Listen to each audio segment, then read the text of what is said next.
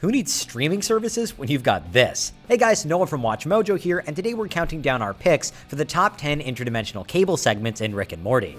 I'm Octopus Man.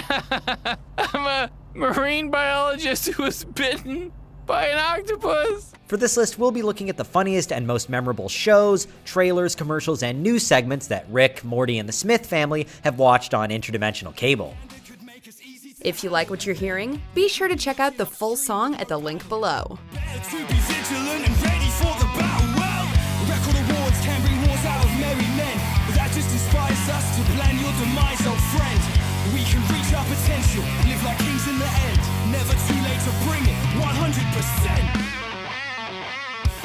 Number 10, Michael and Paykel Thompson.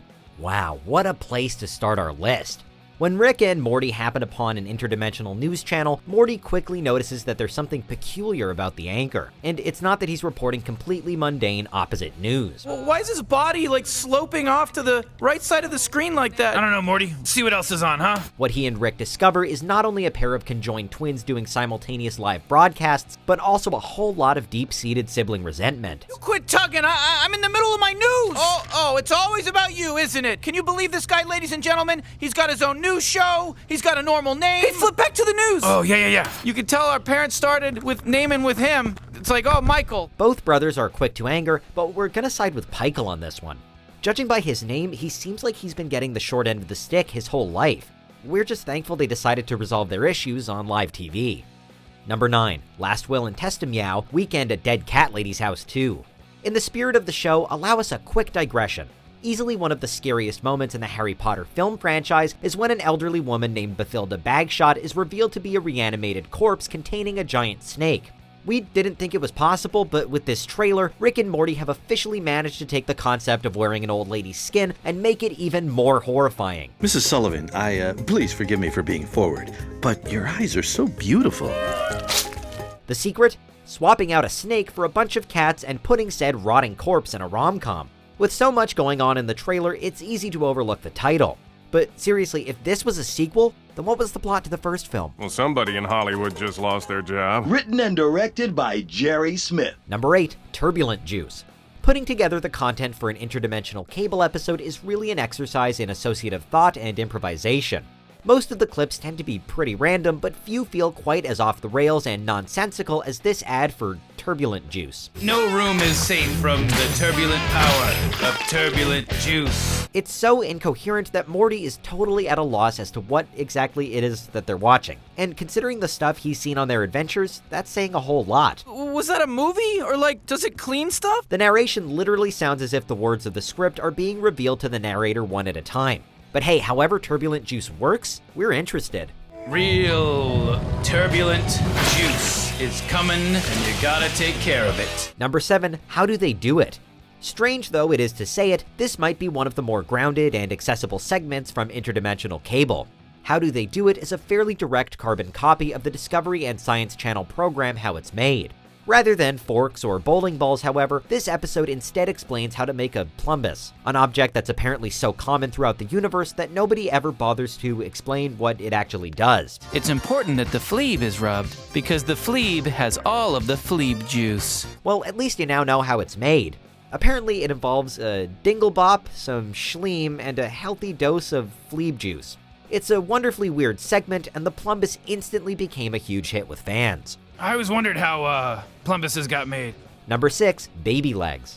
This is a show that revels in pushing the envelope way further than most would dare, crafting crazy, mind-boggling worlds and toying with heady sci-fi concepts. Maybe that's what makes Babylegs feel so special. It's simple. Babylegs, you're a good detective, but not good enough because of your baby legs. So I'm partnering you up with regular legs. Hey there. This is your run-of-the-mill cop procedural. The bad guys look like bikers, the cops look like your friend's dad, and nobody's a sentient corn cob. We're both corn of action. Yeah, but one of us is dead corn! The only thing that makes this show stand out?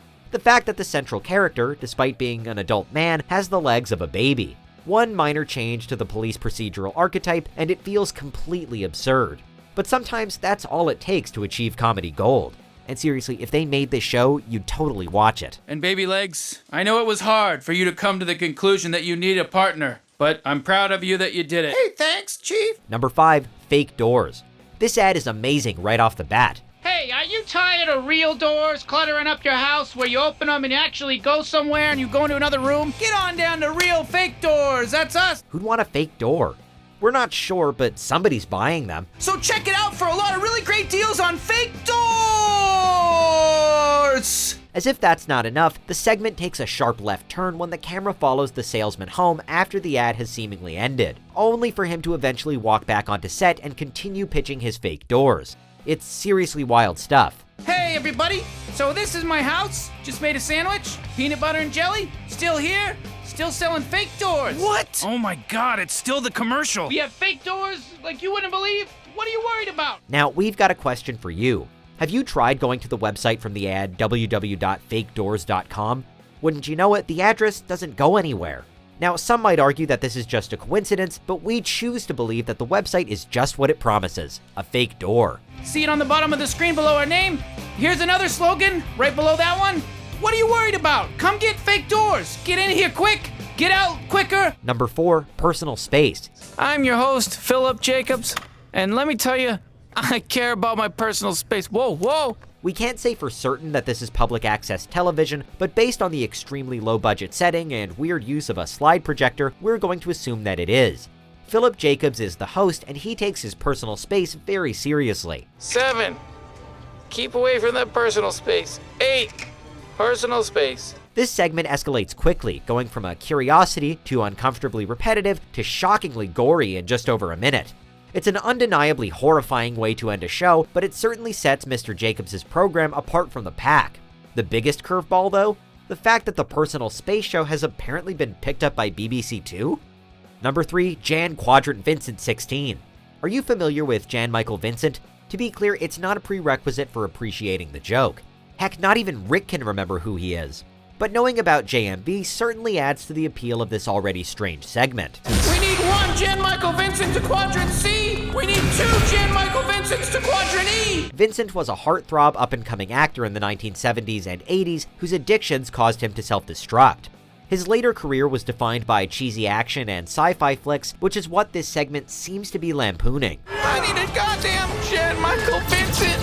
Is it important that we know who Jan Michael Vincent was in order to get this? Nope. Really though, the trailer's strength lies in just how freaking random it is.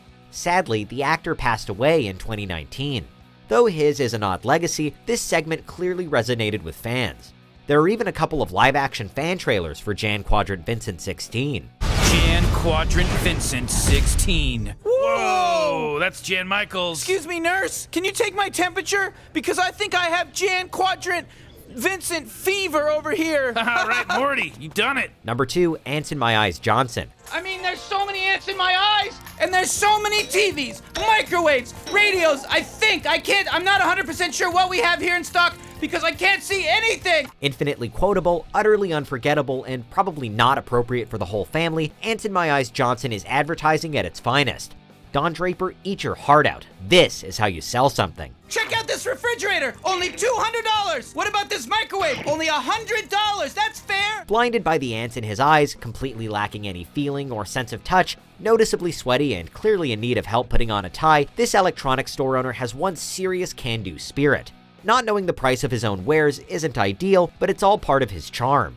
We don't know how they possibly thought up the character, but this voice work is among Justin Roiland's finest. Am I standing, sitting? I don't know. Listen, I think we can all agree here that the best interdimensional cable segment is Michael and Paykel Thompson.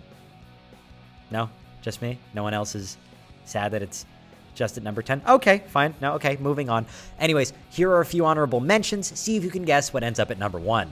All right, here we go. We're gonna just steal a couple of things.